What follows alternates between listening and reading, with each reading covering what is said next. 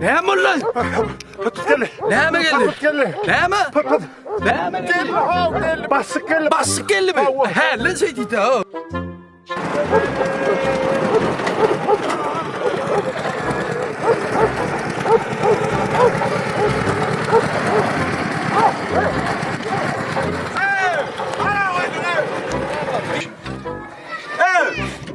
Çapar! Kan koyulur! Senin oradan yoktur şunu. Hadi yere devam. Hay, çay koy. Selam aleyküm. Niye neymiş yapmaz? Selam aleyküm. Olmaz. Yerine bir taptırma da oyu. Ya böyle müzik kok geldi mi? Müzik var. Bunun ne müzik o? Ay şpörler da. Oylar o mu? Oy, koyunlar. O var ha meydan okşu. Ha kırıktı o yancı kırıktık. Peki kim oynuyor bulan? Geçen adam 90 oyun vardı. Hani yani bir yok, 80. Ya pa 90 oyun ho. Seyret to 80 oyun var şu anda.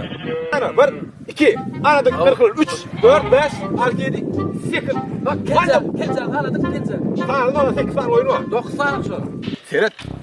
1 2 10 görüyor musun? 3 4 sen de karacası var görüyor musun? 6 7 8 an 9 Ala anlay dur ala. Ya men sam ya sen sam. 90 oynar şu tayda. Mera da 90 zafer oynar. Ne sen oynar şu tayda? bir çok parayla bas 90 oyun nasıl taydı? Hey! Hey sağlı. Berk gelin Berk. Gelin Berk. Gel verdin 90. Gel ver. Neyse gel hemen gel ver. Gel. Gel versin. Gel. Gel görürsen. Nerede 90 80 oyun var? 90 oyun şu. Ana. Peki. Ana 90 sağa.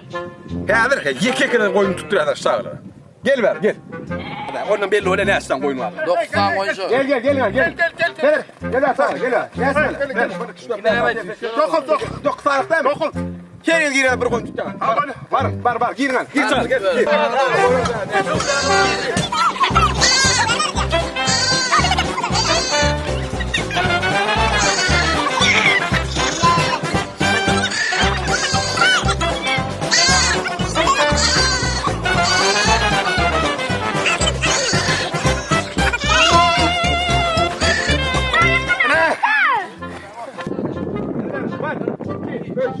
Bes, 6, 7, 8. Yine de 9. Hanımın koydu.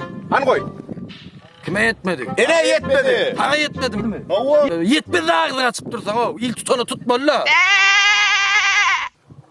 Ne etti bu ne? Hangi 9. oyun?